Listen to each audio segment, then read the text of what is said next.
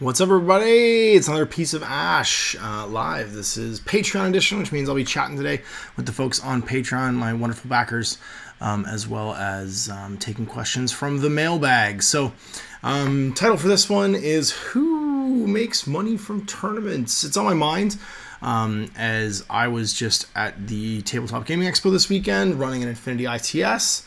And what was really neat about this tournament, well, this event actually, because the Expo is first year running. It's a full, hotel ballroom, sort of like classic sort of like convention event.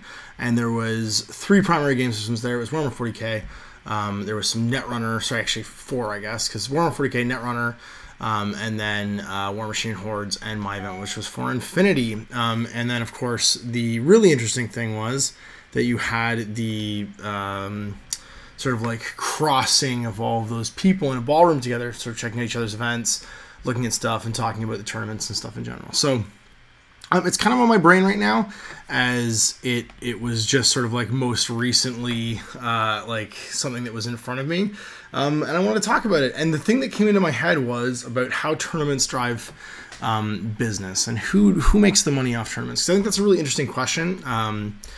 And what do tournament results and things do for people? So the reason it was on my brain after the event was we were talking about the different TOs, and I were sitting around talking about running our events, and I was talking about how spoiled I am by the ITS tournament run app that we use basically as Warcores to run Infinity events.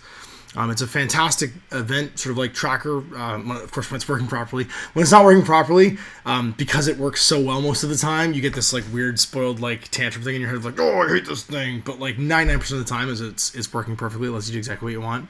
And it's fantastic. And so the sort of like really neat thing is you get an all-in-one package. You buy a code for the tournament organizer, and then you enter that code, you advertise the event, people register right there on the ITS website with their ITS pins. It tracks all the results with an ELO system, which is the ranking system used in chess to see if 2 chess players played against each other, how well would you do. And then the reason it came into my brain was we were talking about list submission. One of the things that people hate doing is checking army lists.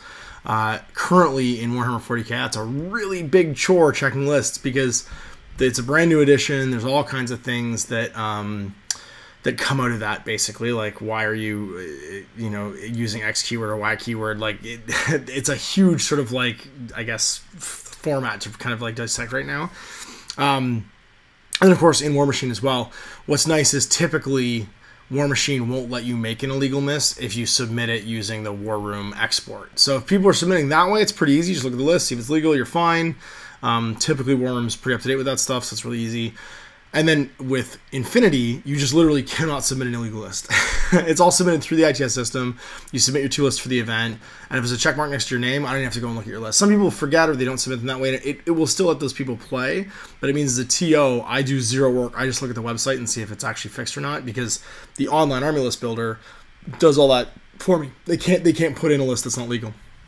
And even if their paper lists are handed to me, they'll just have a check mark in the top right corner that I look for that says if it's done or not. And now why that got me thinking about who like makes money from tournaments was we were talking about why you have lists submitted in ITS. And sorry, and I guess the third thing was actually running the event. Both War Machines and Hordes guys were using Best Coast Pairings, which is a great app made by... Oh, and here we go. We got this one on the way early. Hi, go back to bed. Dad, what's wrong? Shrinks. Something shrinks. Okay, you need me to help? Oh, did your movie shrink because you were playing with it? No. Were you watching a movie on my iPad and you went like this and made the movie smaller? No, And now it's very little? I have to go fix a movie that's being watched right now. All right, I'll be right back. Hold that thought as we go and fix this film. And we have our first interruption early.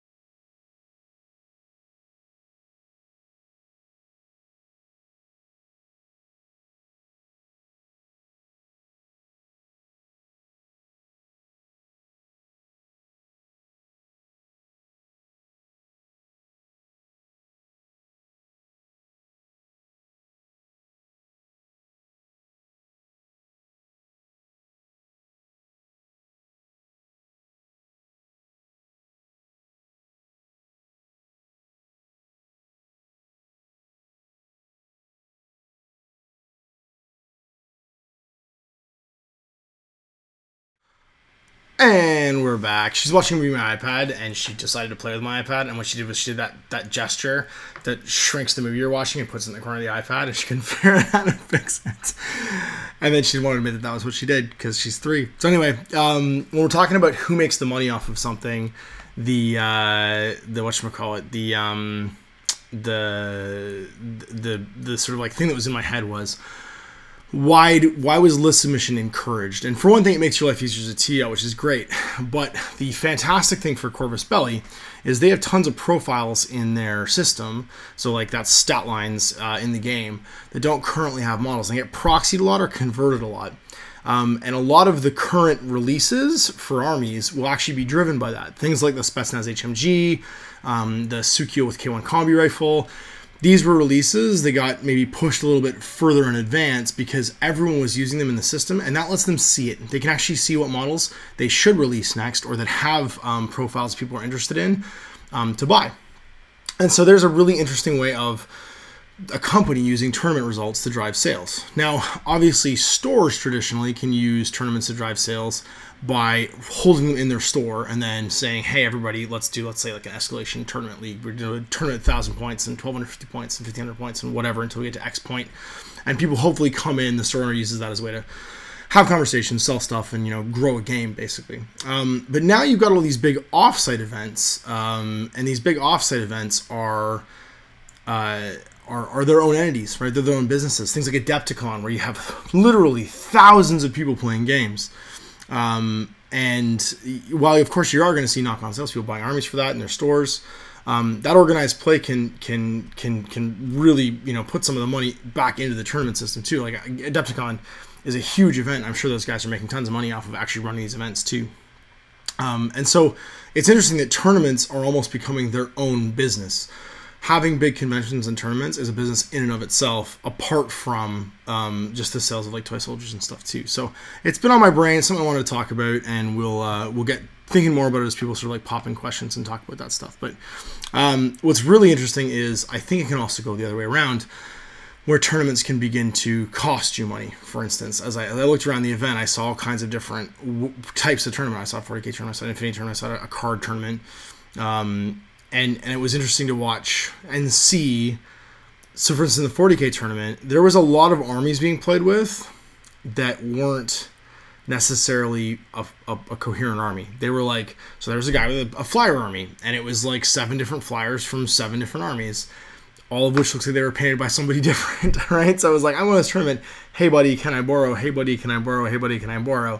And if you're just going to play for a day, you might not necessarily invest in that stuff yourself because you're not going to play it all the time. And I thought that was interesting too, because that was a very different mindset of I'm not going to bother buying these models because I'm only going to play with them in tournaments this way, so I'm just going to borrow them the 7 from other people, and it didn't result in somebody changing army buying sales. And maybe after the tournament they would have gone and bought them, although hilariously the Flyer Army like mid tournament was kind of like soft banned because of the most recent GWFAQ that says if your army is all flyers, then you don't count how many models on the table because they're all flying.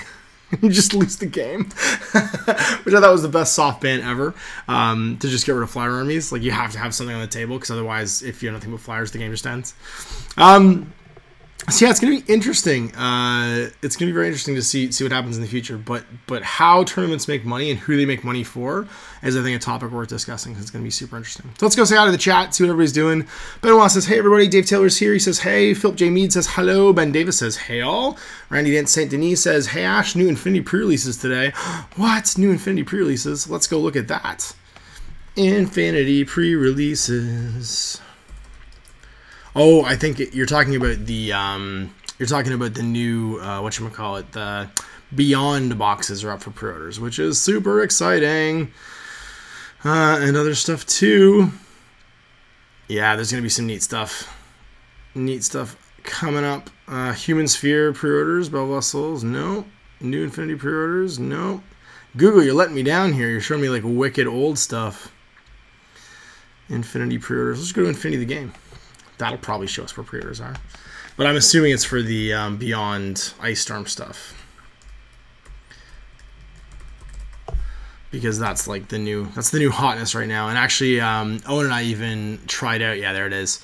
So pre-orders, it's for the, let's just show that stuff off because it looks, oh my gosh, the Miyamoto Musashi is amazing. I'm just gonna, you have to see this. This is so silly.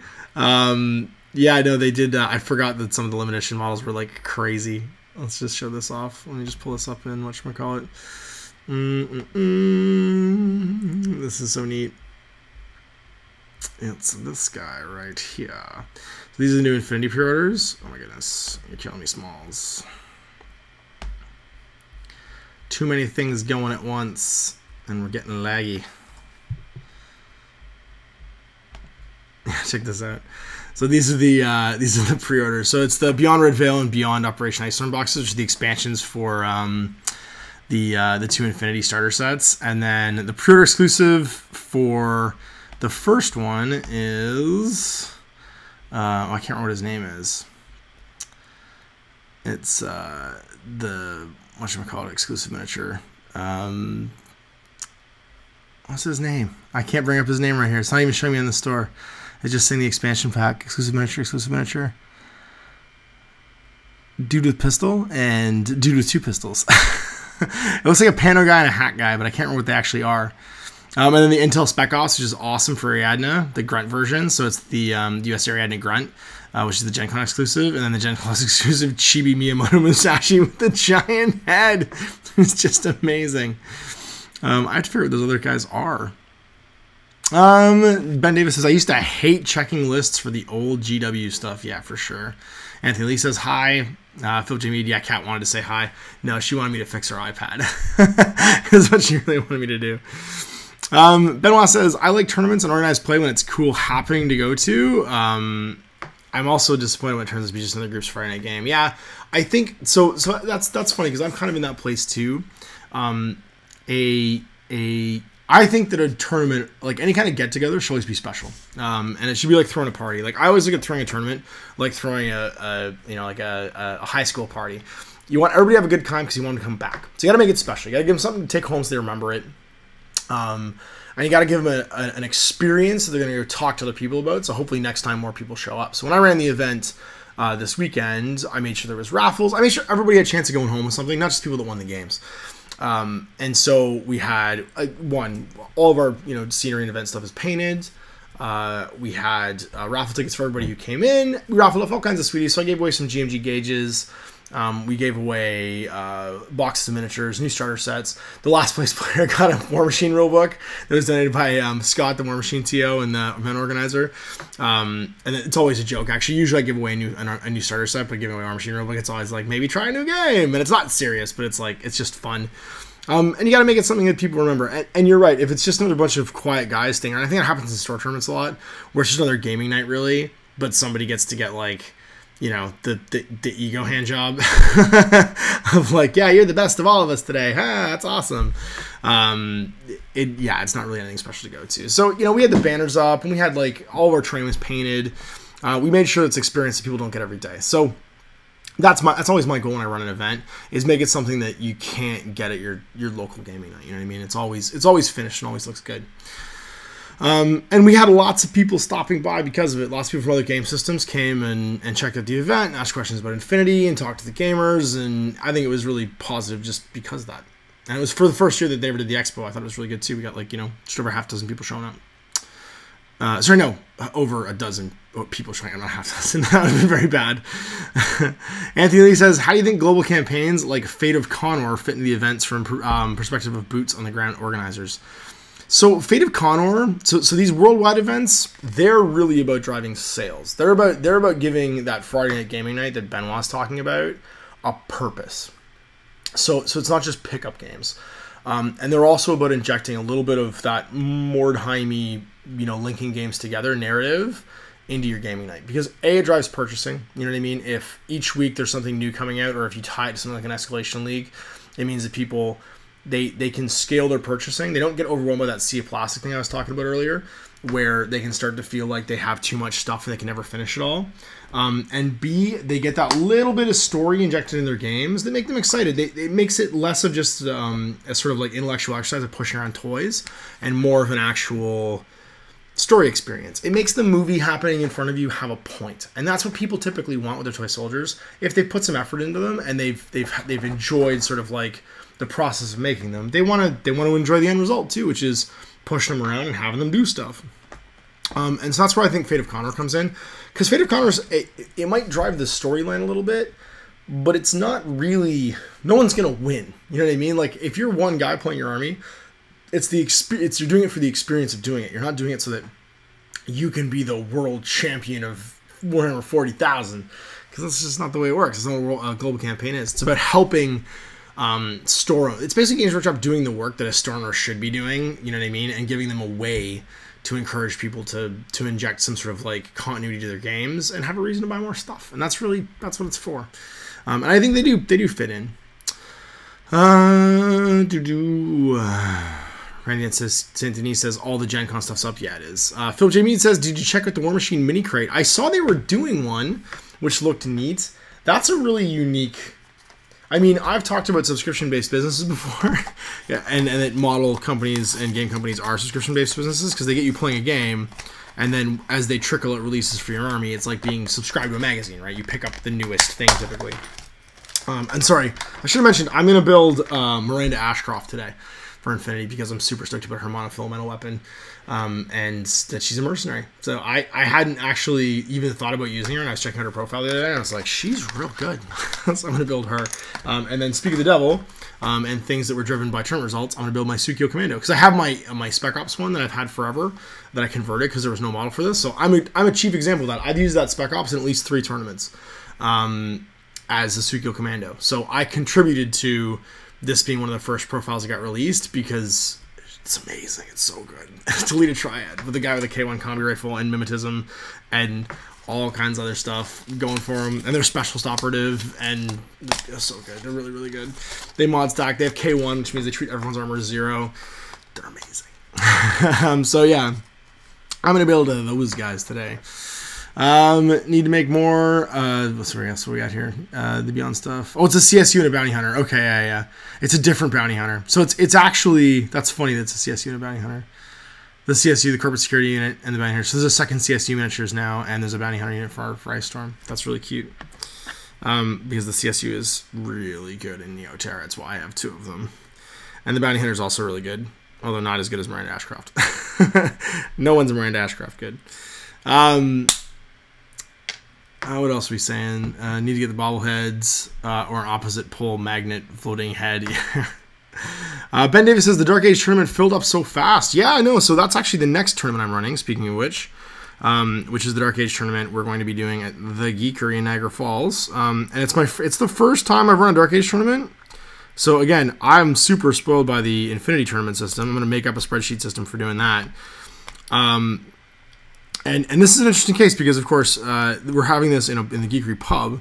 And the whole point of bringing it to there, from the Geekery's point of view, is to have people eat and drink there. So hopefully all the attendees will have their lunches there, sit and have a pint, and it generates business for them. So that's another interesting example of what do events do for businesses. Now, the Geekery doesn't sell miniatures, right? Like, they're not going to make any money off toy soldiers this way. So their whole, willingness to do this and to host events like this is that the attendees then have a good day. But I love the idea of doing it there because you get a unique experience. You get to sit, have some like funny geek-themed food, your Legend of Zelda fries or whatever, and then also get to play 3 games of Dark Age, which should be super fun. And it's the first Dark Age event, I think, at least run in Ontario in a very long time. I'm sure there was others before in previous editions of Dark Age, but I can't think of when the last one was. So I'm pretty stoked to do it, and we sold it in like less than 12 hours. We sold all 10 tickets. So I'm going to see if I can do another table, Ben, and that way hopefully you can come down and do some Dark Age too. I'm going to find out if we can get that space, and if so, then I will let you know, because it should be super duper fun. Phil J. Mead says, doesn't everyone have too much stuff that they can't paint at all? I'm not sure what you're referring to. But I would assume that, yeah, everybody does have so much stuff that they do have a lot of stuff to paint. Yeah, sorry, I actually forgot to turn that picture off, and I'm now actually, everyone's saying, is everyone still seeing the Corvus Belly page? And everyone's like, yep, it's because I didn't come back to this. We were just talking over that picture for a while. And yeah, so the neat thing I think about doing that Infinity tournament is going to be, or that Dark Age tournament is going to be, that it's actually drawing people from a long ways away, and a bunch of people are making it like their weekend. And that kind of dovetails back to whatchamacallit, to doing things and making it memorable. You know what I mean? So using the Geekery will hopefully make it memorable. People are coming and actually spending like the weekend in the region. So we got people coming in from Windsor, which is just outside of Detroit. It's about maybe 4.5 hours away. Jay Ryan is bringing his family up from Chicago. So like, it's only gonna be a 10-person tournament, but it's gonna be a lot of people that like really like Dark Age and want to travel to go play it. So I'm pretty stoked about it. I think Rob's coming down from Toronto. Yeah, it's gonna be a cool event. It's gonna be a super cool event, and I'm pretty jazzed to run it. So I've got my terrain sorted for it. I need to build. I have these little things I call travel tables, and they only really work for 4x4 games when you have tables underneath them that are just the wrong size. Because I remember when we run events for other things, we would make tables out of these like 4x4 chipboard sheets, and they were heavy. Like they were like 1-inch chipboard. They'd always warp. They were always like a giant pain to store and pain to move around. And I just saw someone else who's going through that, because obviously the War Machine TO Scott Telrico from Party Foul, he's got like 100 of them sitting in Greg Collinson's garage that they have to move every time they do an event. So mine are actually made out of MDF, and they're the 2x4 sheets of MDF. And what I do is I make a Gorilla Tape hinge out of them. So I lay them flat, I put Gorilla Tape across the one side, and then I close it, and then I hinge the other side. And so when they sit open, the weight of them and the fact that they're actually put up against her like this holds them straight. And then whatchamacallit, the sort of like train and stuff just on top of it. So it's perfect for you to have like a 3x4 table or like a 2x3 table, because it'll sit on top of it. It'll be supported enough, it's not going to go anywhere, and you can store these so easily. Like I already have one made that I used to use when I was in Memphis. I'm going to make 5 more of them, because I'm hoping I can do a 12-person tournament now. I can take some late registrants, and I've got enough terrain. I got enough training mats for all that stuff. That's no problem. Actually just got some really cool new terrain. Big thank you to John from Muson Minis. He hooked me up with a set of, it was already built too, which I was super stoked about, because like that was gonna be a whole bunch. That was gonna be like another Gluey Wednesday that I forced Owen to sit down and build terrain with me. It was their new pre-painted Infinity terrain, which also works great for Dark Age. So I'm jazzed about that. I got a set of that, which will make perfect Dark Age terrain. I can split it up amongst 6 tables, and it'll be awesome. Along with like all the desert terrain and stuff that I have. So we are set for terrain. We're set for objectives. We got the OP kit. We're ready to rock and roll for that, and hopefully it hits all those boxes of being pretty, being memorable, being a cool spot, and bringing folks together. Ben Davis says, LOL, could plan life that fast. Dude, you have a month. September 2nd. Come on, man. Just clear September 2nd. Keep it clear. You can come. You'd be fine. You just come for the day. It's not that far away. It's London. You'll be all right. Philip J. Mead says, it used to do Fantasy Tourney every summer up in the Vancouver at the Foreign Legion. Yeah, man. Like, Foreign Legion halls are great for that, because they're super easy to do that. Tim Berry says, he who dies with the most unpainted lead wins. It's true. Phil Jimmy says, fun place to eat, drink, and play. Yep. And then speaking of Dark Age, who's the better painter, you or Dave Taylor? It's funny, Dave Taylor's sitting in the chat right now and hasn't answered that question, because he's waiting to see what I'm going to say, I bet. I don't think either of us is a better painter. So here's the thing, and I'm gonna speak for Dave now, and he's in the chat, so like he can feel free to refute this, and I'll screen cap it and put it up so you can see what he actually says. I think Dave and I are probably pretty evenly matched when it comes to painting, like just like I guess technical painting. We both have like tricks that are probably different than the other one has. But I think where Dave and I are probably comparable painting wise the most is we're both prolific painters. We both have reached a point in our painting, and maybe just in our like hobby journeys where, and this is me speaking for him, but I'm mostly speaking for myself, but I think it's true just from knowing Dave, where we derive a lot of enjoyment from finishing projects, but we don't necessarily want to spend a ton of time on projects. So I'm at that point where I don't want, Dave just said define better. I'm at that point where I don't fuss about painting anymore. I'm really comfortable in like my own techniques and my styles. When I look at a miniature, I know how I'm going to do X or Y to complete it. And I almost go into autopilot, and that's why it's so relaxing and enjoyable for me, is I'm just kind of unboxing tricks and ways of painting that I have, because I've painted so many miniatures over the years, and putting my sort of like finish on that model. I don't sweat details. I don't sweat technique that much. I'm more about finishing a holistic project than I am about each individual little detail. And I find that I'm much more relaxed as a painter because of it, because I'm not so worried about each color choice and each individual detail. I'm more of a like I'm in that phase where I'm like throw paint on the model, and it's a little more impressionist than it is, I think, technically, classically correct when it comes to like painting. I can still probably do it the other way, but I wouldn't enjoy it, and so it's not the way that you guys mostly see me paint. You see me paint to finish projects because that's what I like doing. And I would say Dave's probably in the same place, because Dave paints so many miniatures too, that like he can definitely turn it up to 11 whenever he's in like a competition piece or something like that. But when he's pounding out projects, you know what I mean? I think he's in I want to enjoy this mode, not an I want to like have my hair fall out mode. So that's my answer. That's me speaking for Dave. We'll see what Dave says in the chat. I'll show you guys when he actually answers. But I don't think either of us is a better painter, and I think we both have reached a point in our painting where we don't even care about being better painters than anyone else anymore, because we're just like, we've got our laurels, we've done our painting, you know what I mean? Like, we're kind of just past that now, and we're happy to just work on things we like working on, as opposed to working on things that we think other people might like to try and show how good we are at painting. That's me.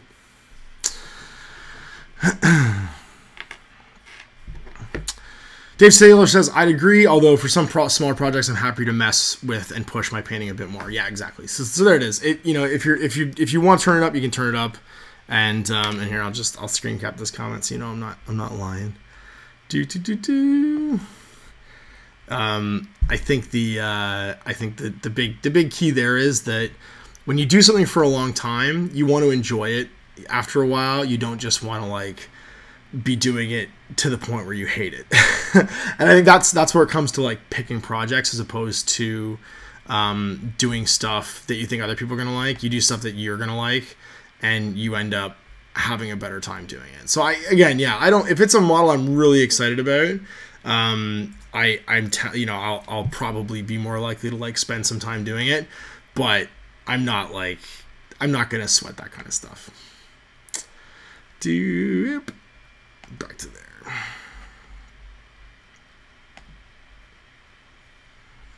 And we're back. So yeah, you can see I didn't make up the comment. So what were we talking about in the chat? We're talking about that and that. So I'm going to go to the mailbag quick, and you guys can ask some more questions in the chat. We can follow up on the things we're talking about there. We got 50 Shades of Administratum Gray that asked, what was it like working for Workshop? Are there any horror glory stories you can share? It's funny. I've talked about before how working for Workshop has, how do you put it almost, there's eras for companies have like stages in their life cycle, right? Where like they're young, they think they're invincible, and they're teenagers, and then they're proud and they party hard and they collect with the people who are like them. They get into their like 20s and mid 20s, and they start to like, oh, I don't want to stay up so late anymore. They get to the 30s, they have responsibilities and mortgages and stuff, you know, and they don't necessarily stay up all night anymore, and it hurts a little bit more in the morning to party the way they used to, and then they become old men, and I worked for Workshops for 3 of those eras, and I would say it was probably teens through 20s into 30s, and they're all different memories, right? So I don't think every job has horror stories, but that's not to do with working for Games Workshop.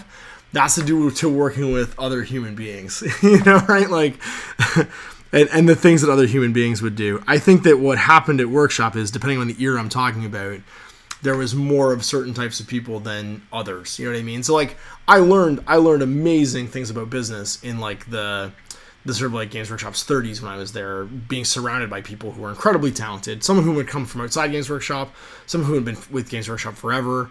And then, you know, I learned tons of things about leadership during the teen years in Games Workshop, and not just things to do, but also things not to do.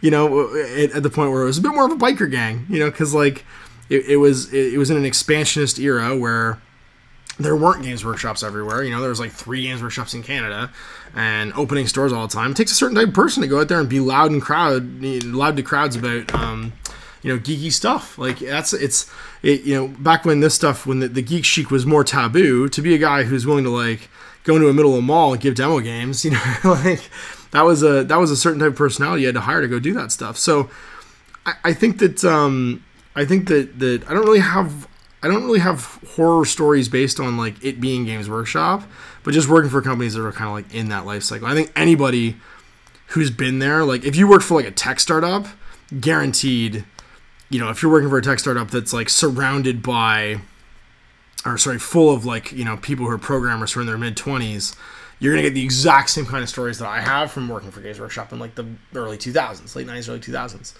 or just being around it even in the early 90s. And vice versa, if you are working for like a tech company that's like past its like startup stage and into like IPO, you know what I mean? It's going to be a very different place all of a sudden, where there's a lot less people wearing flip-flops and hoodies to work. You know, there's a lot of people, there's lawyers involved all of a sudden. Like we have a whole office full of lawyers and they don't dress like us anymore, like that kind of thing. So to answer that question, I don't think I have any. I mean, we have all the same office shenanigan stories. We have all the same like crazy coworker stories. We have just watch either the British or American Office, and I can tell you that every single character on either of those shows I at some point probably worked with who were exactly like that, because it's just it's that sort of like carnival of humanity, right? Including Dave Taylor, and I think he'd probably say the same thing. It's a melting pot of humanity. It doesn't matter if it's Games Workshop, it's just the way offices and that kind of life is. Dave says, I like to make sure I paint regularly and that painting is a habit, not a chore. Absolutely. I often, people ask me how I paint as much as I do. I often compare painting to jogging, and it only works if you do it. How do you get so many miniatures done? You steal the time that you can to do what you want to do, and make it something that you're in the habit of doing because it relaxes you, not because it's something you have to do. I will say that I do work better with a deadline, though. I'm right now, and if you guys are watching this and you know of a quality upcoming 40K event in the Southern Ontario region that I could go to, and I don't want to drive for 4 hours. I mean, something that's like, you know, in like the GTA, that's in the next 2 months. Tell me about it, because I need a deadline to paint my new 40K army, to get those Space Marines unboxed and painted. Because I have right now 4 big Rubbermaid containers just full of like on-sprue Space Marines that have probably been sitting on there. Actually, I can tell you exactly how long they've been there. It's been since Apocalypse came out, and Mark McKellar and I split 2 Space Marine companies. Because he wanted, I can't remember what he wanted out of it. He wanted the Assault Marines, I think, or something, and I ended up with all the Tactical Marines and heavy weapons and vehicles. And so, like, I have just this, like, ridiculous amount of space, like 200-something Space Marines, and then all the other junk that got thrown on top of it over the years. And they're never going to get painted if I don't start doing something with them. And so that's why I posted that like post your best list thing online on my Facebook page. But you guys can still go and comment too. Just scroll through till you find the pictures of those Rubbermaid containers and post your coolest army lists. Because I need a deadline to actually paint that. Because right now, every time I think about building like 100 Space Marines or a bunch of Rhinos, some other more important thing comes into my head, like, ooh, I should really paint some more Dark Age miniatures, or oh, I'm going to paint a couple Ariadne models for, you know, this weekend, like, oh, I should take my kids swimming. Well, it's actually more important. But, you know, it's that kind of thing. Like, I need some kind of deadline to work to, where I go and I look at a calendar and I go, okay, every week I have to paint blah, so that at blah I can play blah. Because I do want to start playing some 40K again. And it's not that I want to play competitively. It's that I need something to make me go do it, right? I need a deadline to make me go do it. And I can't show up at an event with an unpainted army. You know what I mean? So... yeah, whoever watches this in the future, if you know anything in Southern Ontario, it's in the next 2 months. It could even just be a store event. It's like 2,000 points or whatever. Just put it in the comments in YouTube, and I'll check it out and I'll pick something to go to, because I need something to get me to do it. Benoit says, and what human beings do that get them fired on the first day as a manager? Yeah, that could happen too. Oh man, it's so funny how the world is. What is it? Time is a flat circle. To quote True Detective, it is a flat circle, absolutely. Anthony Lee at Games Workshop, the Hell's Blood Angels of Miniature Wargaming Company. Yeah, they are kind of the Hell's Blood Angels. Or they were actually. They're a little less like the Hell's Blood Angels now. There's still pockets, definitely, where it's still a little bit that way. But like, again, that doesn't need to be Games Workshop. That's any company when it's young and growing and agile and, you know, can stay up until 5 a.m. and still go to work the next morning. Like, it's older than that now. You know what I mean? It's not really in that sort of like stage in its life cycle anymore. What were the best pranks you pulled at GW? That's the real question. Philip J. Mead asks. So that will remain between me and the people that they happen to. But I did once at a corporate event that was actually Niagara Falls on Clifton Hill have my hand cast in black wax and then like leave it places for the next several months. I won't tell you the details of that, but that became an ongoing joke actually in the Canadian office for a while.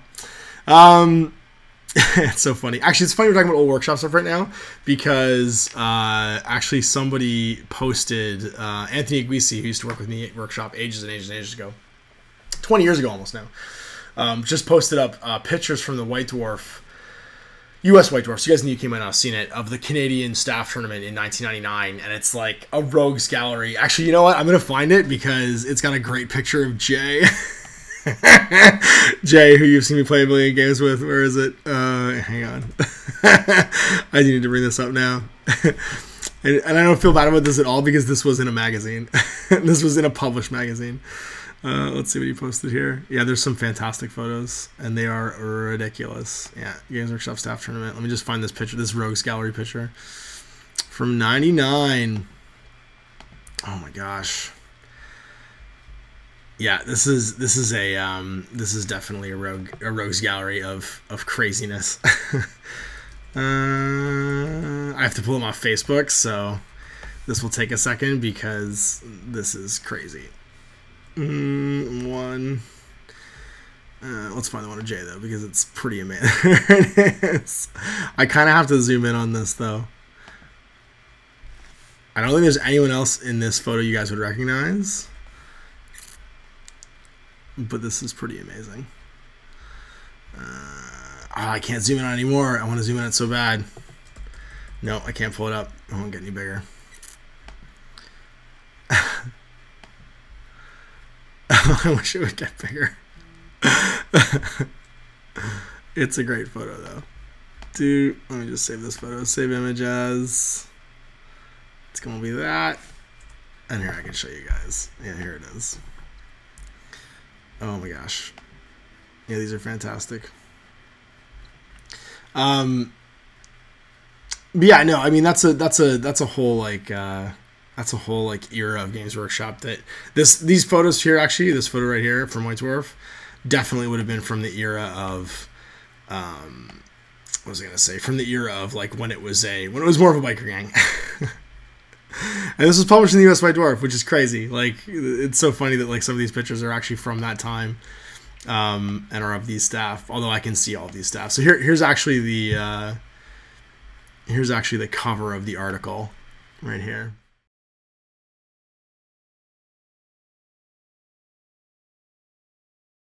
Yeah, there it is.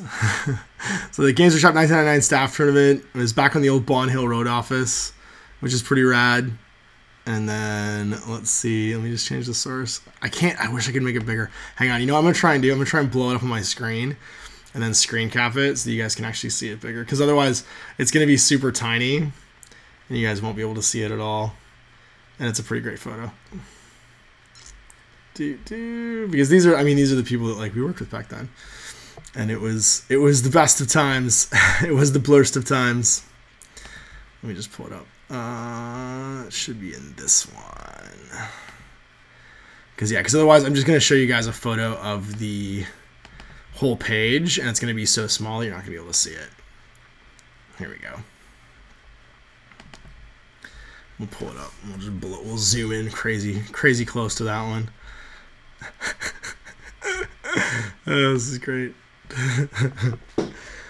And all of these guys I'm still friends with, which is hilarious. Not that I'm still friends with them, but just that like that's the world we live in. That you know, this industry is so small. Actually, it's funny. I was talking about that with John on from Mise on Minis, is how surprisingly small the miniature wargaming industry is, and how everybody kind of knows everybody, because they do. It's an almost inevitability that someone you know probably knows someone you know right from meeting them. Let's go here. Yeah, these are the highlight articles. Because it was basically, this is back when like White Dwarf articles like this were basically a way of like Games Workshop staff kind of ripping on each other. Oh, this photo's amazing. There you go. all the guys from the Canadian staff tournament all being told to be rejected marine material. That's great. On the left is my buddy Andrew, and then you've got Jay in the middle there. Jay Griffiths doing a jumping jack, and then Gary Kirkin apparently standing on his toes or partly in the air doing a jumping jack during that whole thing. Fantastic. Oh man, they don't write White Dwarf like that anymore, do they? So good. Yeah, so that's really it. I think the when it comes to like pranks or like things I did, they're again, the names of people will be protected except for the people in that photo, because it was published in a magazine that people still have, so I don't feel bad about it at all. So let's go back to the mailbag and ask another question. And the mailbag is No Name, and they ask, what do you think about the Games Workshop FAQ and flyers, where flyers count as being off table? Well, we just basically briefly talked about it. I think it's pretty clever, to be honest with you. That's a neat way of handling, I guess, what happened at the BAO. Although I find it interesting that they handled it that fast. I mean, the Bay Area Open, which was, by all accounts, swarming with flyers, as a whole bunch of armies were based on flyers, and that tournament, it was very evident that that was like the first SKU people would come up with, which is interesting. I mean, it's not wrong, and it's interesting that everyone's brain kind of went to the same place when it came to like how can I make the most competitive 40k list. I expect social media and like forums and stuff have a lot to do that. People in like competitive groups basically trading ideas and trying to talk about what's the best and why is it the best and comparing notes and stuff, and then all coming up with the same thing. Those communities tend to be fairly incestuous and talk about the same stuff all the time, and so I'm not surprised that that happened. I'm a bit surprised though that it got errated that quickly, that it got changed, because it's not typically like Games Workshop. Oh, I just stuck my pinbase to my thumb. Hold on, Ash.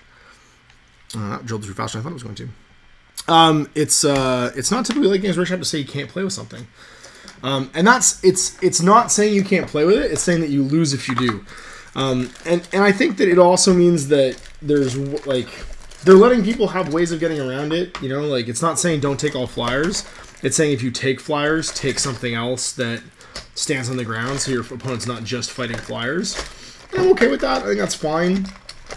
It does give your opponent a chance, because now if he can hunt down and kill everyone who's not a flyer, you lose the game, right? So it gives your army an Achilles heel. Your army might be really powerful when it comes to like fighting and staying alive, but it does have this built-in weakness now where you almost have a tax of foot troops that if you do not protect them, if they don't hide in a box, basically, you can just lose the game. So it's clever in a way it does still promote sales. It's going to make those guys, you know, if they don't have some kind of ground troops.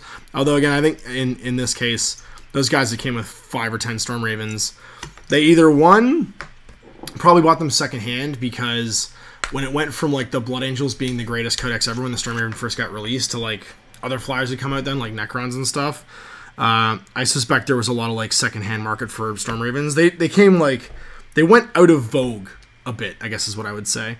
Not that they weren't super cool and the models weren't amazing, but like everybody else got a flyer, and so the flyer meta of like early to mid 7th edition was a strange one. It wasn't the only game in town anymore, basically, and so it didn't. I don't think the Storm Raven was as popular as it was right when it first came out. Or like a lot of tournament players, you know, might do if they don't have something, they might just borrow it from friends and not really worry about the coherency of the armor being painted. So. I mean, that's a generalization. Like, I can't say it's 100% true, but, you know, it's not necessarily going to lead to sales to say that you have to have some kind of foot troops if all somebody owns is Space Marines, and Space Marine Storm Ravens. I don't think that's going to be the case, but, you know, it's not really a ban. It's a, you now have to use something else, and that something else is intrinsically going to put it where you're you're taking a risk. You're gambling now to take this army, and I think it's a clever way of doing it. Basically, it puts the onus on the player to play well then, and to hide his stuff, because if he doesn't, he could just lose. he could just die because he didn't take enough foot troops, and they can't. Your flyers basically don't keep you on the table anymore. You know, they've done that. It'll be interesting to see what happens when it comes to scoring too. They haven't changed anything about that, right? And hover also doesn't change it. It's do you have the fly special rule? So even vehicles that can hover and like touch the ground all of a sudden and put themselves at risk can't count as being on the ground. So I think it's clever. I think it's well done. I'm a bit surprised they did it because, like I said, it is sort of like a tacit way of saying don't buy stuff. Oh yeah, Randy Santini just said genius baby wipe containers for hobby supplies. Yeah, man. I mean, how many of these have I gone through in my life? A ton. What's great is it has a little thing on the top, little hole. So if I want to just like put something away quickly, I can just poke it to the top. Ways you can tell. Hobby hack 101, life hack. Yeah, this is a great way to store all your crap if you have a whole bunch of them. And then Ben Davis says, it's comp in another form. It is comp in another form. It's like back-ending comp into the game without changing the force order charts and stuff. So I think it's interesting. There was some other stuff too. Maybe the chat will enlighten me as to what other changes there were. I didn't comp because I was away running the tournament and getting ready for the tournament all weekend, so I didn't have a chance to comprehensively go through the FAQ and see what other changes there were. I'm sure there were a bunch of other changes that I've missed that might affect other armies. I think did Smite get changed somehow? There was something about Smite spam as well with the Brimstone Horror craziness where you take 180 Brimstone Horrors all led by a blue horror. And basically, you, on average, smite 6 times against something. So you do 63 mortal wounds, potentially hitting D6 if you get the 10 plus for the smite roll. And just, like, blast guys with smite off the table. Owen did a baby version of it with the Psychers. The Primaire Psychers. Getting behind a tank and basically just walking around smiting stuff. Because they're super cheap and you can do it that way, too. If you just take like Supreme Command attachments, but the horror one I guess was just obnoxious because they're super hard to remove because they've got a cloud of horrors around them on top of it. Randy says, dude, I have 4 kids. I regret not thinking of this. Well, you have 4 kids, man. You gotta have one of these lying around somewhere. Although I don't think I can actually take credit for it. I'm pretty sure my wife just like gave it to me and said, I don't know what you can do with this, but put things in it because you have stuff lying around. And I went, okay, honey, I'll figure this out. And then I just started shoving hobby supplies in it, and then away we went. Because it's like, it was there, and it was convenient to put, I guess, like my glue and my clippers in for some reason. Oh man, Miranda Ashcroft, you have the tiniest joins. Although, I shouldn't say the tiniest joins, because they still have square pegs. One nice thing about Infinity Miniatures, they're fiddly, right? But if you've ever actually assembled one that's been made recently, most of the peg and or notch and groove stuff to put the arms and legs on are actually on square pegs, which means they don't bend when you're assembling them, which is super nice. And they tend to cure a little bit faster because they have something to grip onto when you're gluing them and putting them on. So even though her contact points are super like tiny, she's actually building really, really quickly. And she is super cool. She has ODD and a monofilamental weapon, which is the, if you've not played Infinity, the kill you sword. It's the sword that doesn't care what you are, you just die. It's basically a weapon that counts everybody's armor as 0.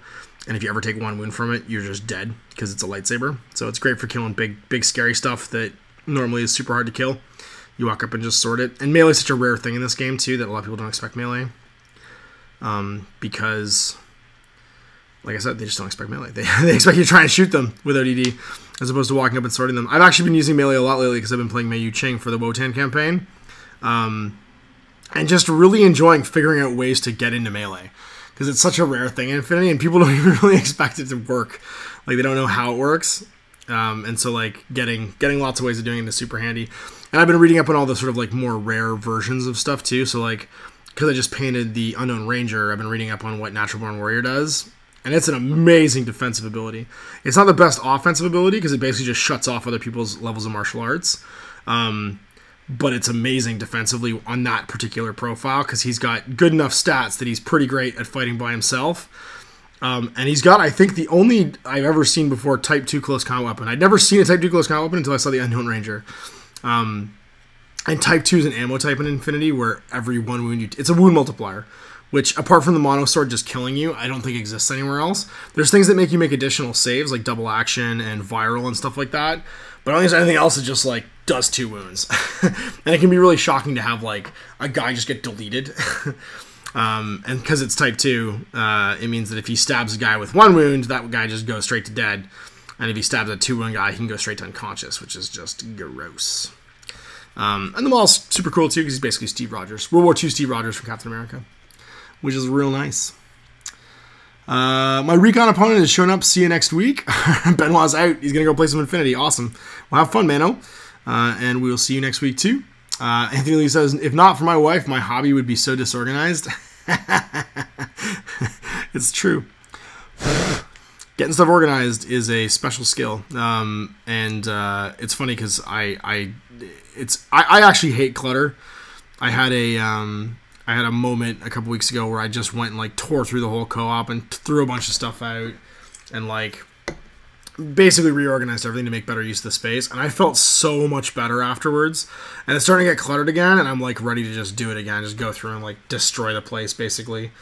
Getting rid of things and getting things organized. Just having breathing room is so nice. And when you have 2 kids or 3 kids or 4 kids like Randy does, you start to like it creeps up on you because you do a lot of things just to save time. Like when you have a bunch of kids, there's all these like moments of like, I'm just gonna put this down because I have to do X or I have to do Y, and it just gets left there for like a week. which is how clutter basically forms, I think. It's with the best of intentions of getting back to it, you put something down because something more important is happening, and then you never look at it again. Which, you know, is bad. Yeah, there we go. I just put it together. There's Miranda. It's all done. Whoop. Ready to rock and roll. She's going to paint it. Because I'm just using a regular base for this one. Anybody that can be in multiple armies, like Miranda, I do on dirt bases that match both my Ariadna and my Pano, because they might end up in a bunch of different armies. But I'm excited to build her and paint her because she's actually she's a very different model. It's refreshing to paint different things sometimes. We're about to hit ITS Season 9, which I'm pretty excited about. That's happening next week, I think. Because this weekend is Interplanetario for Infinity in Spain. And that's a pretty big deal. It's the World Championships for Infinity, and it's also where they end off the ITS season and they kick off the new ITS season. So August is going to be the beginning of ITS Season 9. And ITS Season 9, Owen and I are both starting new armies, because last year he started Nomads and played Hack, because the year before that he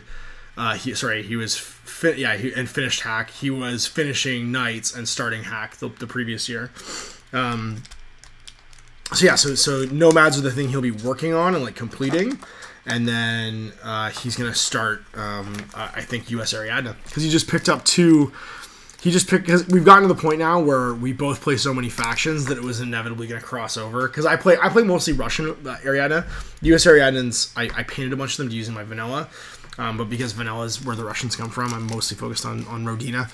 Which will eventually get a book someday. Someday, CB. You'll give me my Rodina book, my Rodina Sectorials. But yeah, no, he's going to start US Ariadna. He was at a tournament at Black Knight Games in Hamilton. Shout out to Jay. And placed enough that he got like $150 in store credit or something like that, and picked up the new Minuteman box and I think the Marauder box, or maybe the starter set. I can't remember which one. He needs to get the starter set still though, because it's got the grunts and stuff in it. It's got all his plebs. And he's excited about it. He's really like super excited about it. He was building on the weekend in between rounds at the Infinity tournament that we were at. So he's gonna do that. I'm gonna keep chipping, because I always chip away like an odd model here, an odd model there, like doing with like this Tsukio for my Toha. It's just like an odd model that I want to paint, like a new release that I add to my army to like make it interesting. But I'm gonna be doing So I played through and worked on my Yu Ching this season, which I started this season before while playing Toha. And then I started my Onyx, which is the start of my combined army. So this season, I'm going to keep working on my combined army. So I'm actually going to start by expanding my Onyx into MAF, so the more aggression force, which I'm super excited about. Tristan Stone's actually sent me a whole bunch of MAF stuff that I need to work on, and it's going to be I actually wrote my first list for it. And it's going to all be based to match, because a lot of the stuff bleeds between the two factions, to match my Onyx stuff. And then my new army for this season, I haven't actually really decided yet. I need to decide it. I need to decide what I want to do, but I'm kind of thinking about Akon. kind of thinking about Akon, kind of thinking about doing Hackislam. I don't know. We're at that stage right now where it's neither Owen nor I can really do a faction that the other one hasn't done yet. But actually, sorry, no, I do know what I'm going to do because I decided this last night. I'm going to do Aleph. I'm going to start with Steel Phalanx. I have the 300-point army starter for Steel Phalanx. I'm going to paint that first. And then I'm going to play with that army right out of the box. I want to play with just like I did with Onyx. I want to play with the 300-point army out of the box to show you guys what it's like. And then I've got some stuff to add to it. I got some post-humans. I got Hector. I got Achilles. I've got something else. I got the specialists, the 2 dactyls, the doctor and the engineer, that I'll finish up and use. And then, yeah, that's my starting stuff. That'll get me started on them. So it's going to be, it's kind of appropriate. I'm playing the aliens and the dudes that fight the aliens, like back and forth. And I'm pretty jazzed about that. So, like I said, like usually happens in the season, I'm sure I'll add models here and there to other armies and play them. Like I do want to get a game in with my vanilla Ariadna at some point in the near future because I did paint those 2 models to ring at the Infinity Tournament and didn't get to play, which I'm sad about. But yeah, no, we've got 2 new armies on the go. So it's going to be Aleph and US Ariadna as the 2 new factions, I think, that Owen and I are going to play during Season 9. And then I'm going to continue working on my Combine army with Math, and he's going to start working on some US Ariadna, which he was pretty jazzed about. And of course, continue on his no-hands, which he did relatively well with. He played them cold in the tournament and actually hilariously lost his first game, but then won the tournament. Because the 2 guys that were at the top table tied. I was so mad. I was like, how did you let him get away with this? He lost his first game. He should not be winning the tournament. And the 2 guys that had gone undefeated, and then... but they got undefeated, like, not with the widest margins. They're getting, like, 2 points per game as opposed to the full 3 points. I was so mad. I was so mad that they couldn't unseat him. He won the tournament anyway, even though he lost his first game. Yeah, no, it was a lot of fun. And I'm super stoked about Season 9. So Season 9 is coming up pretty soon. And interesting that's actually the Interplanetary this year. They posted the scenario list for it, and it's all direct action. It's going to be a very neat tournament this weekend because it's 5 missions because it's a 2-day event. It's 3 on Saturday, 2 on Sunday, and they're all murder missions. I think the last mission of the tournament's Annihilation. It's like firefight, decapitation, supremacy, Annihilation, and something else. One of the other direct action ones. I can't remember which one. Firefight, supremacy, because the 3 fightiest ones are firefight, Annihilation, and decapitation, because they're all kill missions basically. And then it's supremacy, which is a kill hold zones. It might be frontline, or something like that. It's one of like the kill hold zones ones. I don't remember off the top of my head. But like, yeah, it's like this is like the no specialist here. This is the one where you're gonna see lists come in that are like these crazy beater lists. If there's ever a year that Owen's Joni Train would win the tournament, I think this would be the year. The Joni Train would do, I think, really, really well because it doesn't just earn points, it denies points really well too. It comes with built-in like specialists because you've your Hospitaller Doctor and you've got Defersen, who's an assault hacker, and it murders stuff like nobody's business. It is a very good list. Anthony Last, going back to 40K for a second, have you settled on finalist for your Aurora chapter? Do you think you'll go with Clarence's advice for Mass Razorbacks? I might. I don't know. I'm still so torn about it. I do want to do the tank army because I want to paint tanks. And it would be a way to get to play early or fast at least by painting up a relatively few models because I can paint up those Razorbacks like so fast. Like I could do the 8 tanks in a week probably, like the same as doing a squad. Because I would just airbrush them, weather them, paint the details all at once, and like painting 8 Rhinoceros Razorbacks is like just nothing. It's no work at all. But at the same time, it's like a super skew, so it's not the tanks I'm really questioning. I don't think I'll take the assault cannon ones, although everyone says the assault cannon ones would be the best. I might take a couple of assault cannon ones, like convert a couple assault cannon ones, and then do a couple that are with twin link laser or las cannons. I just don't want to do the Devastator squads inside. It like hurts my soul. I might do a Devastator squad or 2 Devastator squads, but I think I'd still have to do some troop choices. Like I couldn't take the army and just go all the way super skewed. I'd have to do something where like I could put it down and still feel like it was made by me. So it'd probably be like 2 Devastator squads and then 2 DAS squads with like flamer combi flamer, or maybe like flamer plasma gun or something like that. I do like the new Space Marine Codex, allowing you to have one of your captains for 3 CPs get upgraded to be a chapter master and get like the reroll the Gilman ability almost, where you don't just reroll hits and wounds or hits of ones, you reroll everything, which is super great. So the chapter master guy would be really, really useful. Yeah, so I will go with, I do want to do, because I do want to do the Aurora chapter, but I do want to do them in theme, which means doing armor, but not necessarily doing like the super skew. Where it's just like armor and nothing else, and then Devastators for days. I do want to paint some scouts because I have some scouts to paint. I'm gonna do it. But I'm gonna do it my way, not the all the way Clarence way. The Clarence way does look good, but it doesn't look like I want it to look. Still, I don't want it to just be all Devastators. Taking a Space Marine that doesn't have any Tactical Marines in it would hurt my soul. I could not do that. I am actually considering, instead of taking the Spearhead detachment, though, taking the Brigade. I think I can fill it out. I think I can do 2,000 points and fill all the selections. It's 6 troop choices, but with scouts, that's pretty easy to fill up, actually. Scouts and like small tac squads. And then like, oh, you get a new OBSEC. Okay. Anthony Lee says definitely go tacticals. The Astartes troops gain the OBSEC roll from their codex. That's handy to know, if you can actually score on top of, if it's not just more models all of a sudden, if you can actually break the scoring tie by being objective secured. That's a huge deal in this edition. I'm not doing Dark Angels. Dark Angel models within 6. Oh, okay. Sorry, that's we've just got another one of the erratas being posted in the chat here. Apparently one of the erratas is that it's only Dark Angels within 6 of Azrael get 4+ invul, so it's not just Imperium anymore. They don't just give it to all friendly models. That's handy. No more Azrael spam for everybody. Although that might not be a change. I might just be wrong.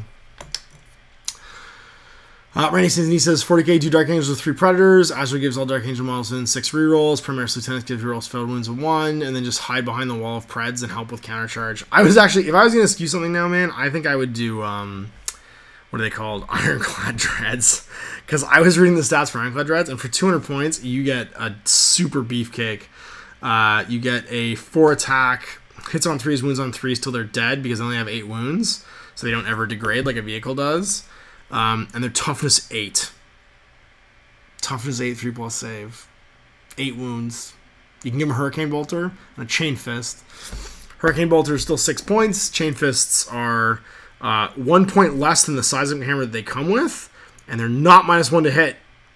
And they're 4 damage. 4 damage! So with 4 attacks, you do 16 damage, -4 save, hitting on 3s. Take that in a wall with Gilliman and just be like, hey, check it out. Team Ironclads here. And they can still have like Hunter Killer missiles, and if you want to take the Hurricane or the Heavy Flamer or Meltagun on the Chain Fist, you can. It's Ironclads are pretty legit. I think its toughness 8 is pretty legit in this game. And toughness 8, damage 4, Chain Fists, just running towards you with Gilliman. Oh.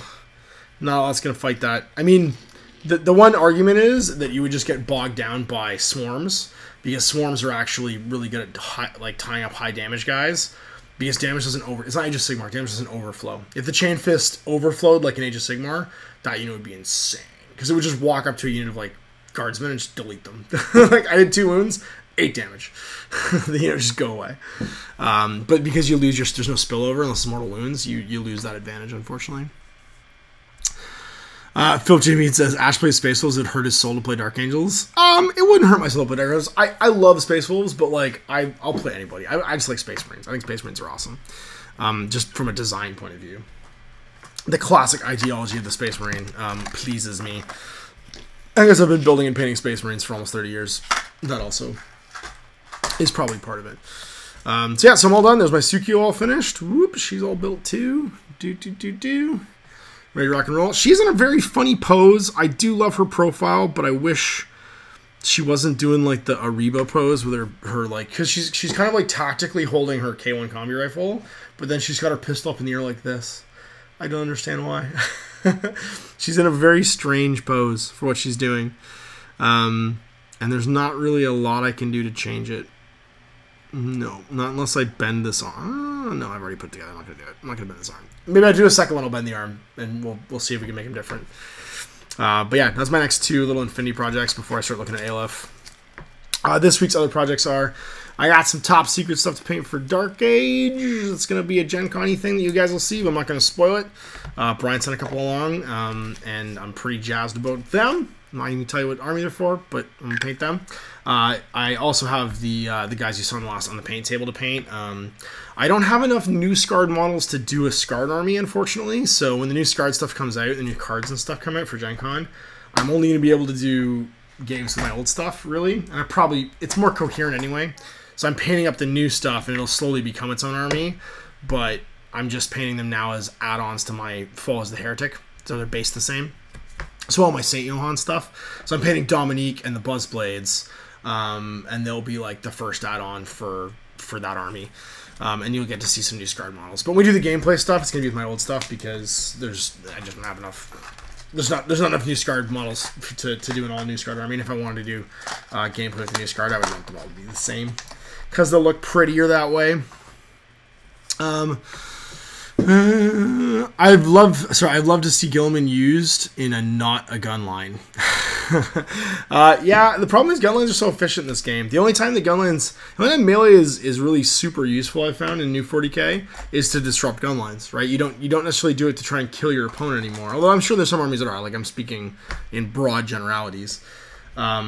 But it's most useful to stop things from shooting, right? Like bumper carsing a rhino into a vehicle so that it can't fire anymore is a no-brainer tactic, right? You have a thing with a crap gun that's not really very good at shooting, and it's using its melee, which isn't very good, but it's completely removing the potential for it to fire, which is a huge deal. Yeah, we'll see. Ben says Color Decay looks great. Yeah, that's what Color Decay. They look really nice. And that's Zambies, and I love Zambies in all their forms. So having Dark Age Zambies makes me happy. I did ask, actually, if you go back, if you want to hear more about the Cult of Decay, go back and go to my Kumini Expo playlist, because Brian talks a ton about them in that little like talk. So that chat has a lot of answers about the Cult of Decay stuff to like certain questions. Like I asked him if like you can raise zombies during the game, and he's like, "Nah, you can't make zombies during the game because it's a huge process to make them. You have to like stuff decaying corpses full of mold, and then the mold becomes aminate and starts to like amble around." So you can probably get some stuff that he's talked about in the past. If you want to get more info on Cult of Decay, it's kind of like secretly buried in all this the Kumini Expo keynote and the chat that we did about the keynote afterwards, the Q&A, the AMA stuff. Phil Jamie says, how long till the Knights at the table? I haven't actually worked on them since you guys saw them last because I was getting ready for that tournament and then painting stuff to play in that tournament if I had to. So they're in the same spot. They're just in sub-assembly still and airbrush red.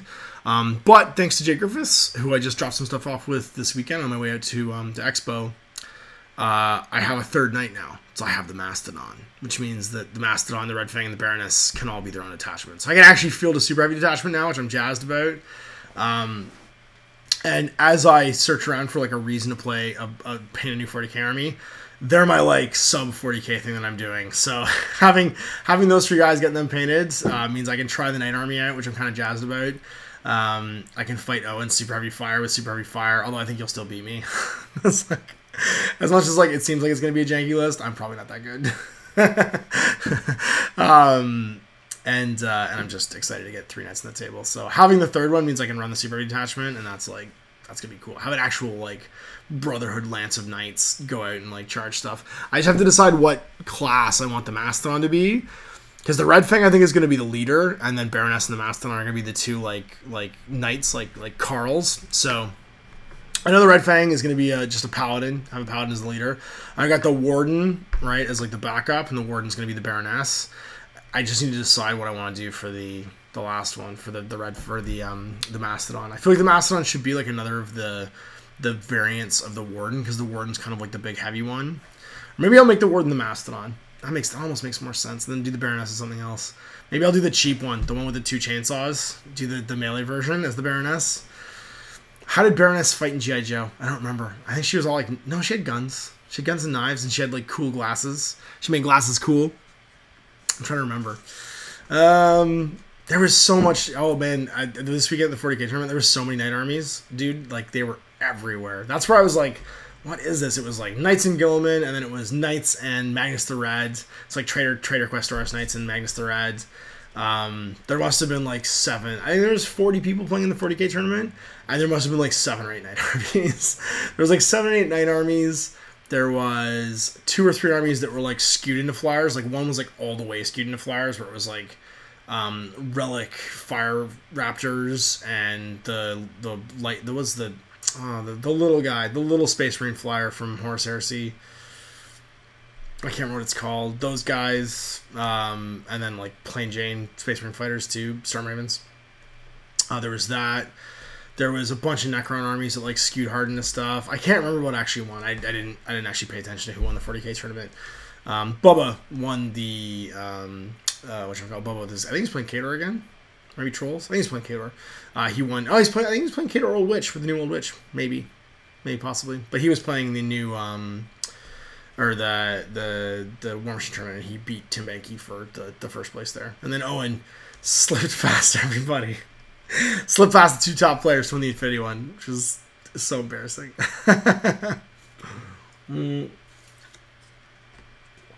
Anthony Lee says, as long as you can pick up his super heavy tank and chuck it at his other tanks, it'll be worth it. It's true. If I do get to do that, so even just another tank, even if I just get to walk over to Lehman Russ and throw it at the other one, I'll be happy. Because when you take the Power Fist and the Warden, you do pay for its use, because it does basically the same damage as the Chain Sword. The problem is it's -1 to hit, but if you kill somebody, you get to do mortal wounds to somebody else because you pick it up and you chuck it, which is amazing. I think the Tap Dance is still better, though. The problem is that, like, every time you go in, if you have that big melee weapon, unless it's the Chain Sword, and you're fighting a big tank, the Tap Dance is probably better because you get 12 attacks that are all damage too, which means statistically the curve gets you more damage than if you miss a couple of the initials for the big Chain Sword. The only time the big Chain Sword is probably better. Actually, even with rerolls, it's probably better to have more dice because you have more chances that the incidenting makes it better because you're forcing more saves. You're potentially getting more failures. I think the save mod is worse though on the Tap Dance than on the big Chain Sword. I think the big Chain Sword is like -4, which means it should be okay. Rob Root says, go Bubba. Yeah, man, he did pretty good from all reports. I saw him playing Tim in the final game, and it looks like it was super close, super tight. All right, back to the Survey Monkey. See if there's any other questions in there. I think I actually went through the ones that were in there. Oop. Only a couple people put some in before we got started. And yeah, no, we got through all the Survey Monkey questions. And I think we're all done in the chat too, so I'm getting ready to pack up. Man, it's getting hot in here. I turned the AC. We have a window unit of AC over here because it's a really old house. It doesn't have central air. And I turned it off for the sit and chat, and like by the end of the sit and chat, I'm like melting because it's like all last week it was like 30-35 degrees and crazy hot in here without the AC on. So I will be very happy to turn it back on in a minute. Lots of stuff coming up. We're gonna be going to take a week off actually in August, so I probably should tell you guys about that. Yeah, between like the 20th. 3rd week of August, basically. I'm going to be taking the week off, so we won't have a sit and talk show for then. And we'll just do another one the next week. Yeah, between the 20th and the 27th, I'm going to take off and take the family out, go camping, go to Grand Bend, get some time in the sand, in the sun. It should be super exciting. Go visit some family out in Sarnia, and generally just do that great, like, turn your phone off and not think about anything for a week. That's my plan. I'm pretty jazzed about that. So I'll probably be pretty dark during that period. I'm trying to think of anything else that's going on. It's really super exciting for you guys, apart from the tournament that we're doing on the 2nd. There's probably not too much else. We've got, what else is coming up? Lots of new games, but I don't want to spoil any of that stuff. Working on projects for Cowboy stuff, but I don't want to spoil any of that stuff. Yeah, so much stuff, but it's fine because there's things I want to spoil, things I don't want to spoil. Oh! Last thing that I am super excited about, though, if you guys haven't seen it today, is they're doing a new guild for Guild Ball. And that's something that I feel like we haven't done it in forever, but it got kind of quieter in here for Guild Ball in the last little while. And they're doing the Miners Guild, and I am like wicked jazzed about that. If you guys haven't seen it, they're going to be doing not Miners Guild. I just did it again. I said Miners Guild this morning on my Facebook page too. It's Blacksmiths Guild, and the Blacksmiths Guild is going to be coming out relatively soon. And they've just spoiled, I think, one of the most recent whatchamacallits, Masters and Apprentices. It's a really neat system they're using for the guild. There's no captains and there's no mascots. You have Masters and Apprentices, and you can name any master to be your captain. And so the team structure is very different from all the other Guild Ball teams, where you don't have these like classic positions. And it's very in theme with the way the blacksmiths are, right? You apprentice with a smith and you become a smith. So I'm super jazzed about it. This was one of the most recent models that they've done. And it's really, really cool. You can go check it out on my Facebook page right now. And if you haven't seen it, it's also on the community site for Guild Ball.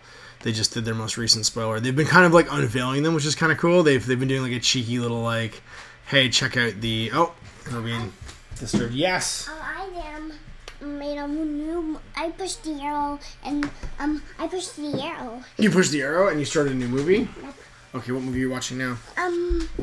The Good Dinosaur. You're watching The Good Dinosaur. That's cool. We like The Good Dinosaur actually, because both my kids are big fans of dinosaurs. So we're actually getting to the end. Did you want to come and say hi and goodbye? One hi, and after hi, After hi, you will say goodbye.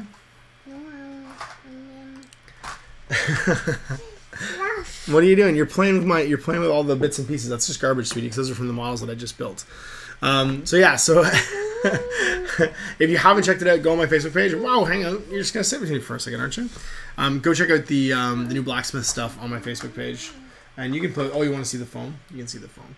And you can see the stat card. I've actually got the stat card up there too, which is super duper neat. But yeah, they've been doing a cheeky thing where they have like outlines and new people have been unlocked like as they go forward. And they've just done the most recent one, which is super cool. So anyway, bubble wrap.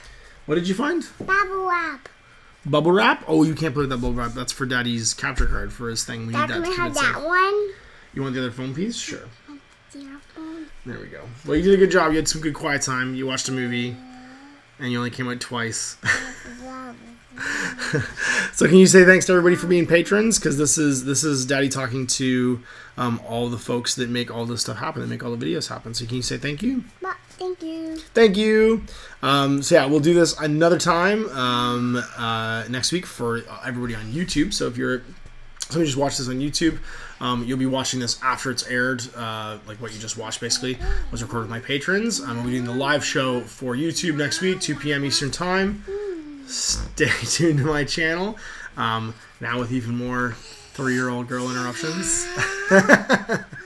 So anyway, to you guys who are patrons, thanks so much for being patrons. I do this because of you guys, and of course this one right here, although she may not seem the most appreciative, is very appreciative of everything you guys do. And we'll see you next week for more of this. We'll talk more wargaming. And of course, if you guys have questions, put them in the mailbag. I'll post the next YouTube mailbag in the link below.